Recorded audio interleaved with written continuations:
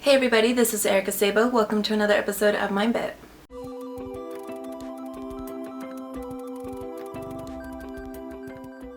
Hi, hello everybody, this is Erica Sabo. Welcome back. It's been a long time. I haven't seen you guys in forever. So there's been a lot of things going on my end. Some good, some bad. Things that I'll probably be talking about more on my weekly vlog, but yeah, like one of them in particular and what ended up delaying this video. This Tales of Xillia 2 Collector's Edition unboxing is the fact that I got a really nasty Mac virus, actually, and I had to end up wiping everything. I couldn't salvage anything. Totally sucked, I think you can imagine. So I had to re-record everything. So that's what's happening right now. Unfortunately, there is not as much of a sense of surprise per se, and I have already opened everything in here, but I wanted to show you anyway, so let you know what you can find inside if you are interested in getting it yourself, or if you just want to watch a new video by me.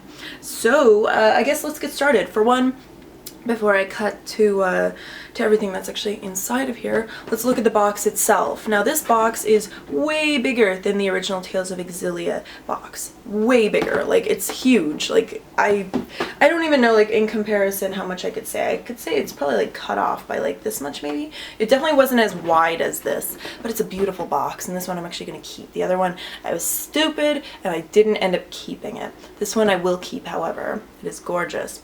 On the sides, obviously, we have the title, Tales of Xillia 2. And on the back, it tells you what's inside. So we got a statue of Kresnik. I'm not going to say his first name because even though I've been playing the game, I don't know how to pronounce this guy's name. So I'm going to call him Kresnik or Hot Guy or something like that because that's all I really think about when I'm playing the game. And then we've got a Rolo plushie charm. That's the cute little cat in the game. We have a pocket watch. We have the Art of Tales of Xillia 2 book. We have a steel case along with the game, along with the soundtrack, and we have costume and theme DLCs as well in here. So I guess let's actually take a look and see what is inside. So first, let's start with the game itself. We have the game. Yay! It actually came in here. Good. I would hope so, especially if you pay as much as you do for this thing. I think I paid like $150 in the end. But what's really great about this and why I really want to show you this is not just because of that, but because of the cover. When you flip it over, you got cats. So many cats. It's kind of ridiculous. A lot of cats. This is actually a very cat-centric game, and if you're not a cat lover, I feel kind of bad for you. Just because you even have like a mission to go hunt for cats too. So, not actually hunt cats, but look for cats. And yeah, it's pretty amazing. And of course we have a manual in here as well, but if you want something a little fancier, we got this nice steel case here, which I adore very much, so I love steel cases like this. And then you open it up, and you got soundtrack, and then a little paper to tell you the DLC and everything, which I will not show you, obviously. So we got the DLC here. We got the track listing on the back, and then we got a little spot for your game. And it's all good. It's so nice. I love this so much, and I'm really happy that they decided to include something like this. Not just for the front, but you look on the back too, and your cast of characters. It's so lovely. I am so happy. Like, this alone right here was super impressive to have a nice little steel case like this. So let's move on. Next up, we got this really nice art book, The Art of Tales of Xillia 2. Nice hardcover, really big, really nice book here. So we've got our front cover with our table of contents, and then we have a little character guide so you can see everybody in action. It does offer a little bit of spoilers. I'm only going to show you some pages here, but we've got Kresnik here. We've got all kinds of things. We have all kinds.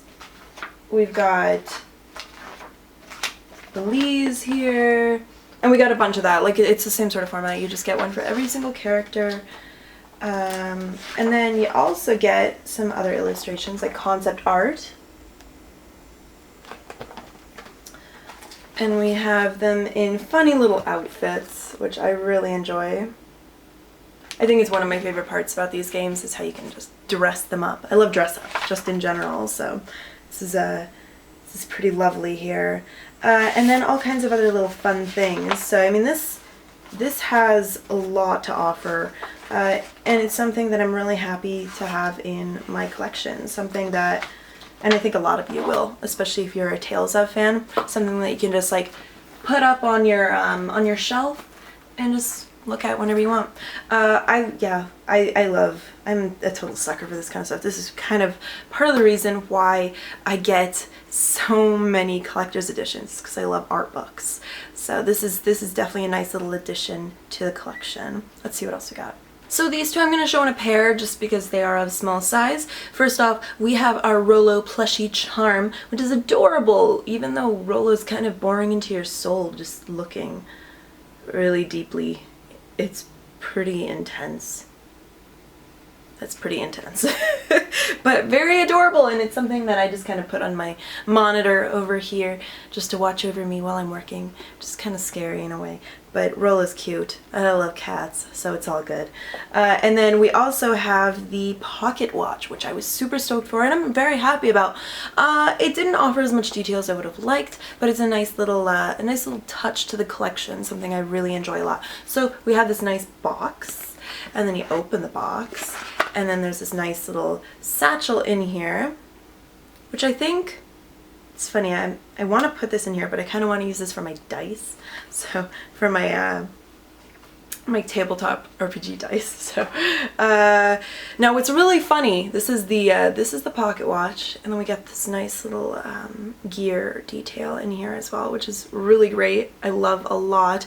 But when I did my original video, I could not figure out how to open up this damn thing. I was trying and trying and trying, and I was thinking, I was like, oh, I guess I could just like fast forward and put like elevator music or something, and it would have been so funny, but obviously I lost all of that. So there is no sense of suspense anymore. I know how to open it now. You actually just have to push this little button here, and then it opens it up, and it's like a cute little compact with like this fake clock inside of it. So yeah, I don't know, it's pretty neat though. I gotta say, the fact that they even included something like this in the collector's edition is pretty impressive. I was not expecting it. They didn't do anything like this for Xillia. So I'm really happy to have this little compact. I wish this watch actually worked, but I bet that would have made everything that much more expensive too, right? So nothing funny this time around with this. I really would have liked that, but whatever. Who cares? At least I'm not like dropping it or anything like that. But yeah, it's a pretty nice little pocket watch. I quite enjoy it a lot. Now last but certainly not least, we have our statue of Kresnik. The statue ended up coming in this nice box, which I will put back into the larger box. It's kind of like a little carrying case for him. Or like a little, I don't even know, but it was pretty funny to have something like this. It was quite nice, considering I think Mila just came in like a little white box. Kresnik came in like a carrier, so he got quite the treatment this time around. So we have Kresnik here, who, very much like Mila, and I will compare the two because why not, right? They both offer a lot of detail, even like the finer details, which I really enjoy a lot. I like how, I like statues where not only do they look nice, but when you look at them up close too, they look nice as well. There's something to say about that. So there are a few things here and there that were maybe a bit sloppily done in terms of the paint job and the very fine details, but overall I think it's great, and it's actually a really nice action pose too, because like for Mila it wasn't much of an action pose. She was kind of just like standing there with her sword, and she's doing this thing with her hand. I don't know what she's doing, but she's doing this thing. Her hair was probably the best part about all of this. Her hair is wild. Just look at that. That is wild. Totally wild. Now Kresnik has some really cool hair, but his hair is not as cool as Mila's. However, he makes up for that in so much more, So like we have even like these little fine details, like his little satchel on his back over here. which is really cool. We have this little feather charm here, which has some really nice shading on it. We have even like this little leg strap satchel, and we have his very fine looking shoes, which aren't actually that good of a paint job, but they're very fancy shoes. We got some nice folds in his pants too, which I really enjoyed as well. And it's just a nice action pose. I really like how he's dual wielding. I like how he looks like he's just ready for battle. He looks great. You look at his face too. His hand's a little on the pink side actually, now that I'm looking at it. It has like a very like weird like salmon color to it. I don't know why. And his face is a little pink in some weird spots. Like, I don't think people's faces are like that salmon color all the time. But you know, overall he looks pretty good. He looks pretty good. I especially like his tie right here. It's like flapping. It's like cool. It looks like he's ready for action. Like it actually looks really great. And I love his little suspender harness thing too. Just a really nice touch. I really enjoyed it a lot. And I love how it comes with the same sort of stand as Mila did as well. I think that these stands are super nice. I think they look great.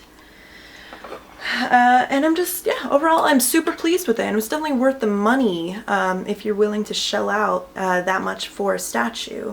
And everything else that comes in it. Now when you think about how much everything else costs on top of it, you really are getting your money's worth. And just dang, like look at these wrinkles, like look at these like folds and everything on his shirt and on his pants. Like I'm just like amazed by this. Like dude, you look good. You dress well. You dress well. So yeah, I think that's it in terms of everything. We have the art book, we have the pocket watch, the statue, the steel case, the game, Kresnik's little carrying case over here, and we've got Rolo too. But yeah, I think that's it. Let's move on. So would I recommend you get this collector's edition here? Yeah, actually, if you are a Tales of fan and you are willing to shell out the amount, then yes, it is very much worth it. I think it's actually just as worth it, or maybe a bit more, considering you're getting a little bit more, than the Xillia collector's edition, actually. I'm really impressed with it. I'm impressed with everything it had to offer. It obviously tried to cater to the fans, and I mean, the game itself, like as a sequel, it was trying to cater to the fans, but it's not just fan service. To tell you a little bit about the game without actually spoiling too much, and without actually, not just spoiling for you guys here, but just for my review that will be coming up, the game itself is really great and is full of content. I've only gotten to spend a little bit of time with it so far. I'm not as keen on the leveling system at this point. Like I much prefer the Lotus system. However, I think the game is great. There's always so much to do and you have plenty of hours to spend with it. So I highly recommend you check out the game even if you don't end up getting in the collector's edition.